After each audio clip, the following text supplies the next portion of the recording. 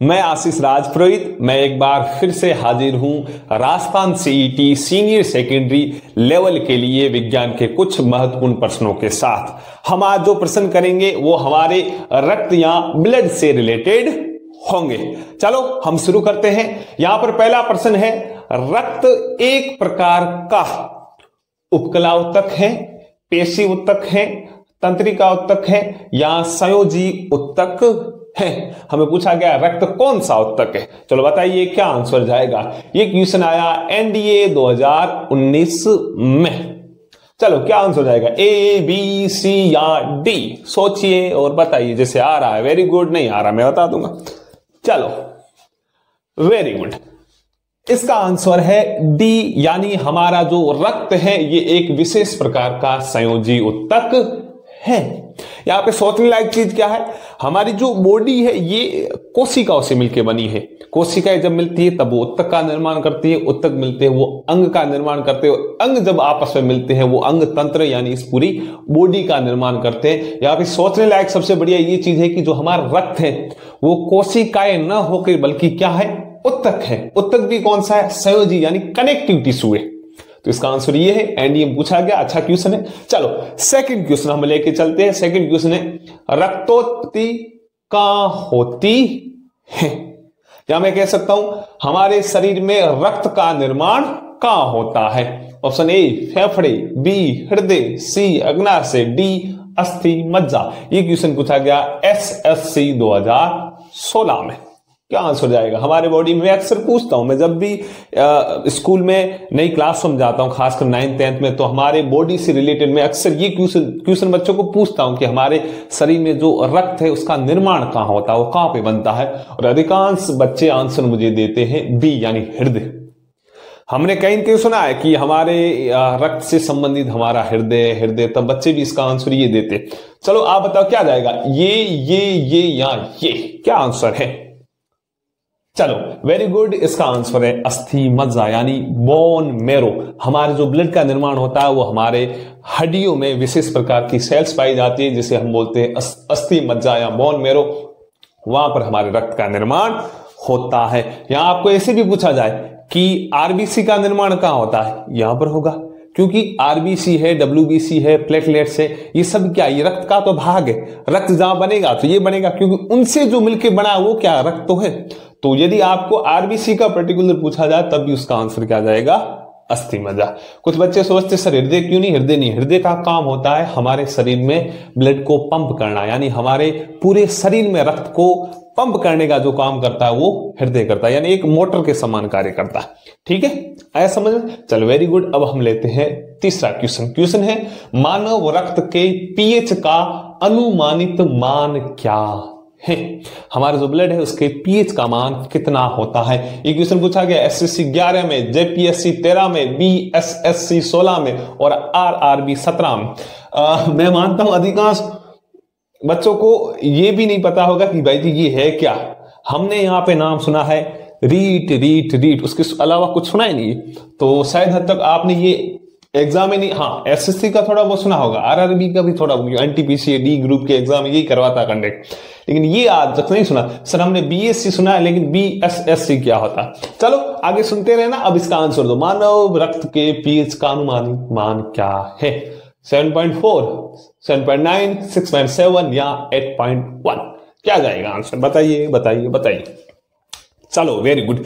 मानव का जो पीएच होता है, मानव का जो रक्त होता है उसका पीएच होता है 7.4। एनसीईआरटी बाकायदा बोलती है, आप क्लास 10 की एनसीईआरटी या आप क्लास 10 की आरबीसी की बुक उठाना, उसमें स्पष्ट लिखा हुआ मानव का रक्त हल्का क्षारीय होता है जिसका पीएच 7.4 होता है। हल्का क्षारीय, आपको पता है यदि किसी का पीएच 7 है वो है उदासीन, 7 से कम 6, 5, 4 तो वो होगा अम्लीय, और 7 से ज्यादा यानी 8, 9, 7 पॉइंट समथिंग करके वो क्या होगा, क्षारीय। जो हमारा रक्त है उसका पीएच होता है 7.4। आया समझ में? चलो आगे बढ़ते हैं। अगला क्वेश्चन है, एक वयस्क पुरुष के लिए सामान्य हीमोग्लोबिन मात्रा प्रति 100 ml रक्त में है।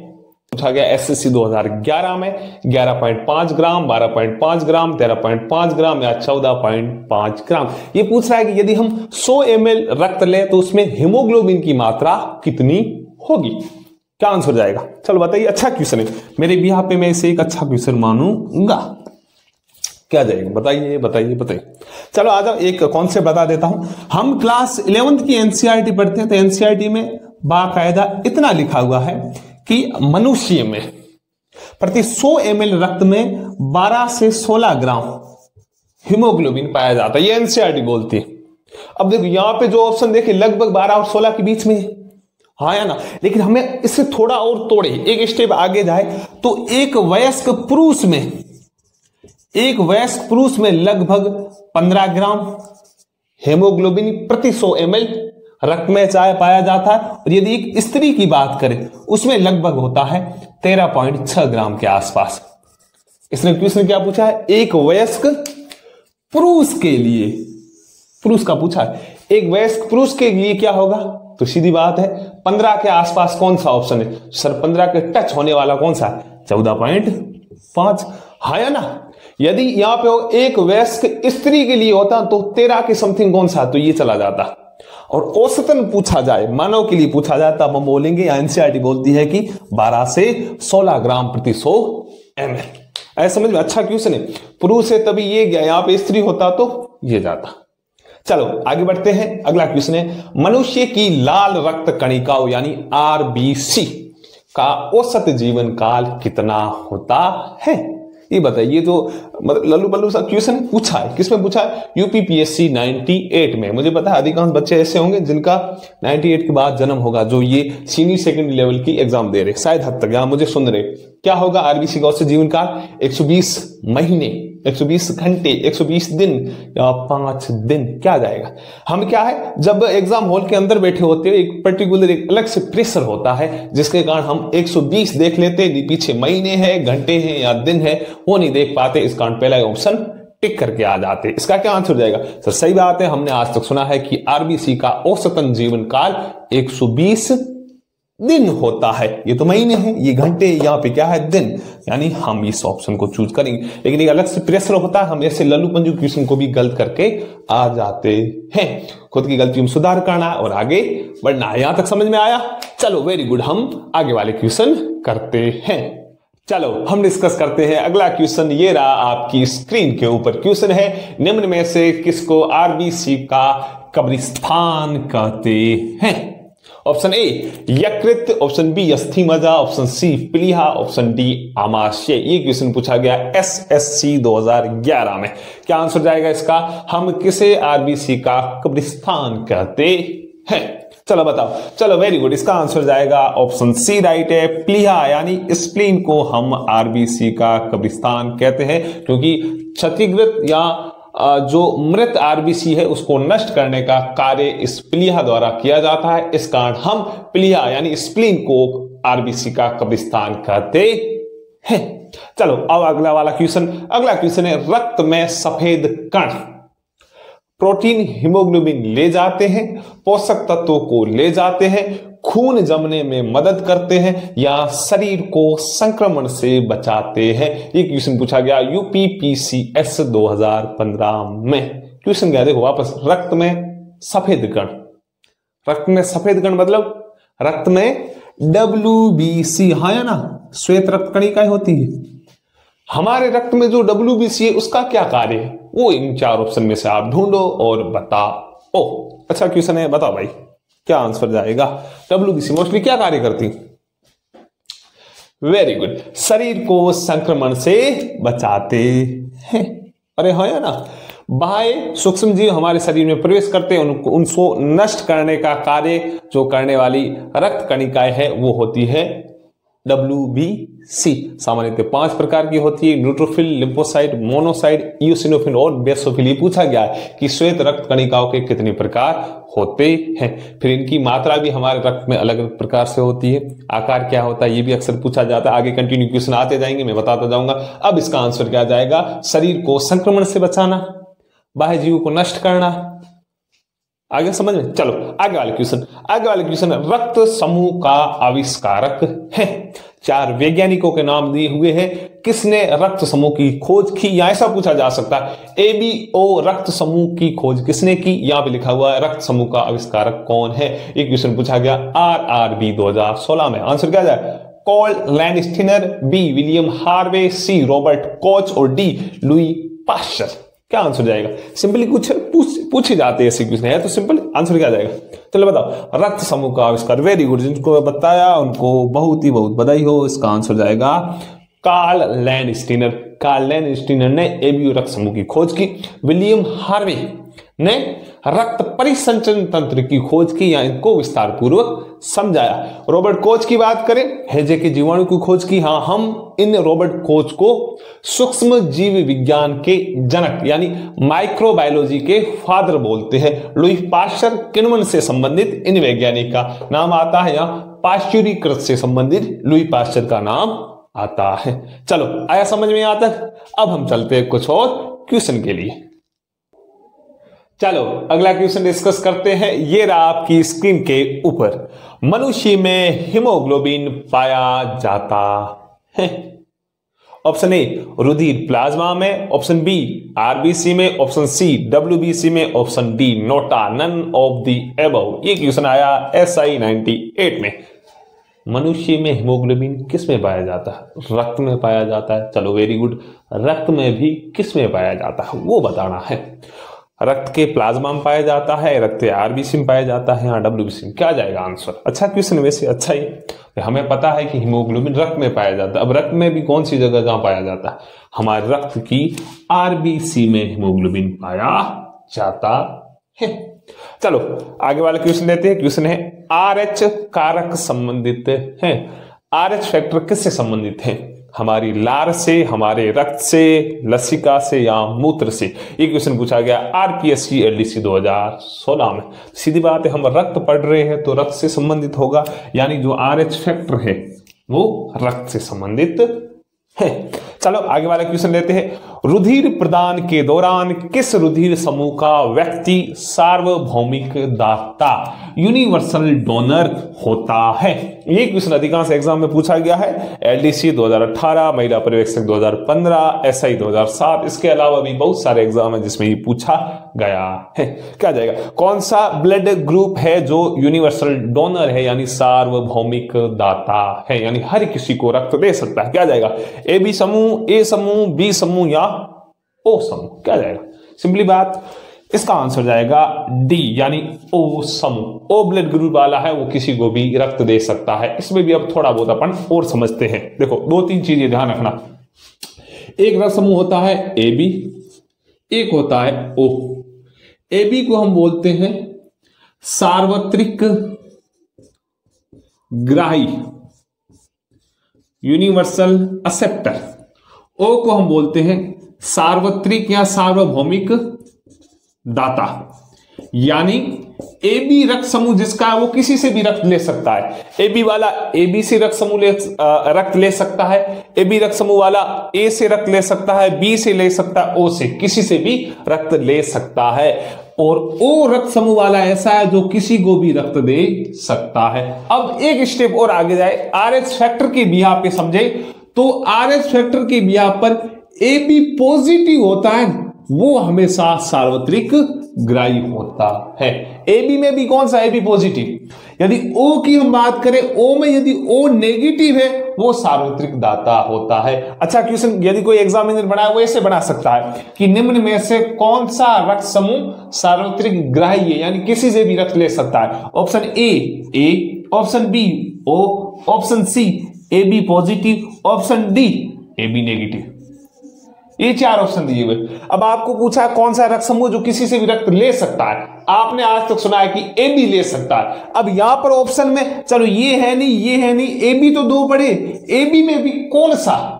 तब आंसर जाएगा AB पॉजिटिव। AB पॉजिटिव का मतलब यहां पर है कि इसके अंदर RH फैक्टर प्रेजेंट है।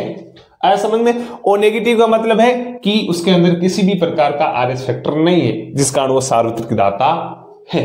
अरे आया समझ में? चलो वेरी गुड, ध्यान रखना। सार्वत्रिक ग्राही AB पॉजिटिव, सार्वत्रिक दाता O नेगेटिव। चलो वेरी गुड, आगे हम बढ़ते हैं। चलो अगला क्वेश्चन ये रहा आपकी स्क्रीन के ऊपर। क्वेश्चन है ब्लड ग्रुप का वर्गीकरण डैश डैश डैश डैश के आधार पर किया जाता है। रिसर्च फैक्टर, हीमोग्लोबिन मात्रा, एंटीजन या नोटा। हम जो रक्त समूह पढ़ते हैं ए बी और ओ, इनके वर्गीकरण का आधार क्या है यही पूछ रहा है। क्या आधार आएगा? रिसर्च फैक्टर या ये। रिसर्च फैक्टर मतलब जो हम पढ़ते हैं आरएस फैक्टर, उपस्थित होता है वो होता है प्लस, एब्सेंट होता है उसे बोलते हैं माइनस। रिसस शब्द लिया गया है मका का, रिसस एक बंदर है, उसमें इसकी खोज की थी, इस यहाँ पर हम इसे आरएच फैक्टर बोलते हैं। क्या जाएगा आंसर? अच्छा क्वेश्चन है, एसआई 2022 में पूछा गया, वही एसआई जिसके आप छोटी छोटी फनी क्लिप्स देख रहे हो। बहुत सी मोहतरमाएं अपना इंटरव्यू दे रही है, उनको पूछा जा रहा है कि भारत के प्रधानमंत्री कौन है, राजस्थान के कुल जिले कितने हैं, वो हाँ या ना, देखा है? वेरी गुड, देखना ही चाहिए। क्या जाएगा आंसर? इसका आंसर जाएगा एंटीजन। अच्छा क्वेश्चन है, ध्यान रखना। देखो सीधी बात है, हमारे रक्त में विशेषकर हम जो ए बी और ओ रक्त समूह पढ़ते हैं, हमारे रक्त समूह का वर्गीकरण किया जाता है रक्त में उपस्थित जो आरबीसी होती है, उस आरबीसी की सतह पर विशेष एंटीजन पाए जाते हैं, यानी प्रतिजन पाए जाते हैं। किसी की आरबीसी पर ए प्रतिजन पाया जाता है, किसी की आरबीसी पर बी प्रतिजन पाया जाता है, किसी की आरबीसी पर दोनों प्रतिजन पाए जाते हैं, और कुछ आरबीसी ऐसी होती है किसी में जिसमें किसी भी प्रकार का प्रतिजन नहीं पाया जाता। यानी जिनके अंदर ए एंटीजन पाया जाता है वो होगा ए रक्त समूह, जिनके अंदर बी एंटीजन पाया जाता है वो होगा बी रक्त समूह। कुछ ऐसे व्यक्ति विशेष होते हैं जिनकी आरबीसी के ऊपर दोनों एंटीजन पाई जाती, ए और बी दोनों, इस बिया पर हम उससे बोलते हैं ए बी। और कुछ ऐसी व्यक्ति विशेष होते हैं जिनकी आरबीसी के ऊपर किसी भी प्रकार की एंटीजन नहीं पाई जाती, न ही ए होती है न ही बी होती है, इस बिया पर हम उसे बोलते हैं ओ रक्त समूह। बोला जाता है कि रक्त समूह का वर्गीकरण आरबीसी की सतह पर उपस्थित एंटीजन के आधार पर किया जाता है। आया समझ में? चलो आगे वाला क्वेश्चन लेते हैं। आपके शरीर की प्रत्येक कोशिका में भोजन और ऑक्सीजन पहुंचाने के लिए कौन सा तंत्र यानी कौन सा सिस्टम उत्तरदायी है? मैं कह रहा हूं मेरी पांव की मसल्स है, उसमें उपस्थित जो कोशिकाएं हैं, उन कोशिकाओं तक भोजन और ऑक्सीजन कौन सा तंत्र लेकर जाता है? परिसंचारी तंत्र यानी सर्कुलेटरी सिस्टम, सेकेंड है प्रजनन तंत्र यानी रिप्रोडक्टिव सिस्टम, थर्ड है उत्सर्जन तंत्र यानी एक्सक्रीटरी सिस्टम, फोर्थ है श्वसन तंत्र यानी रेस्पिरेटरी सिस्टम। अब कौन सा सिस्टम है जो हमारे शरीर में प्रत्येक कोशिका तक ऑक्सीजन और भोजन को ले जाता है? क्या जाएगा? मुझे पता है आपने से देखा कि सर ऑक्सीजन आया, ऑक्सीजन हवा मतलब श्वसन से संबंधित, तो सर इसका ये जाना चाहिए, ये जाएगा या ये जाएगा? दोनों में से मैं आपको दो बता दूं, ये दोनों तो है नहीं, प्रजनन का क्या लेना देना, उत्सर्जन का क्या लेना देना, होंगे तो ये दोनों। एक है परिसंचारी तंत्र, सर्कुलेटरी सिस्टम, सर्कुलेटरी मतलब रक्त परिसंचरण तंत्र, उससे संबंधित है, ये है श्वसन से संबंधित। क्या जाएगा इन दोनों में से? इसका आंसर है ए परिसंचारी तंत्र। सीधी बात देखो, हम जो भोजन लेते हैं, भोजन में कार्बोहाइड्रेट, प्रोटीन और वसा, इनको पाचन के फलस्वरूप हम अवशोषित करते हैं हमारे रक्त के अंदर। मतलब जो हम खाते हैं लास्ट में ये कहाँ आता है? हमारे रक्त के अंदर। भाई जी प्रोटीन, कार्बोहाइड्रेट और वसा हमारे रक्त के अंदर, फिर ये घूमते रहते रक्त के साथ। जिस कोशिका को ऊर्जा की आवश्यकता होगी वहां पे कार्बोहाइड्रेट, प्रोटीन या वसा यूज होगी। यूज होने के लिए उन्हें चलाया जाता है और जलाने के लिए ऑक्सीजन की आवश्यकता होती है। यानी ऑक्सीजन और भोजन विभिन्न कोशिकाओं तक ले कौन जा रहा? हमारा रक्त यानी परिसंचारी तंत्र। आया समझ में? चलो आगे बढ़ते हैं। सिंपली क्वेश्चन है, मानव का सामान्य रक्तदाब कितना होता है? एक जनरली रक्तदाब की बात करें वो कितना होगा? 140/90 mm of Hg। mm of Hg दाब की यूनिट है। 120/80, 120/160 या 60/190। क्या आंसर हो जाएगा? सिंपल क्वेश्चन है, ये महिला परिवेक्षक 2015 में पूछा गया। हमारे या मानव का जो सामान्य रक्तदाब होता है वो होता है 120/80 mm ऑफ Hg। आया समझ में? चलो वेरी गुड, आज के लिए इतना खूब है। अगली क्लास में हम कुछ और नए क्वेश्चन लेके आएंगे। बी पॉजिटिव, अपने स्वास्थ्य का ध्यान रखिए और बढ़िया तरीके से पढ़ाई कीजिए।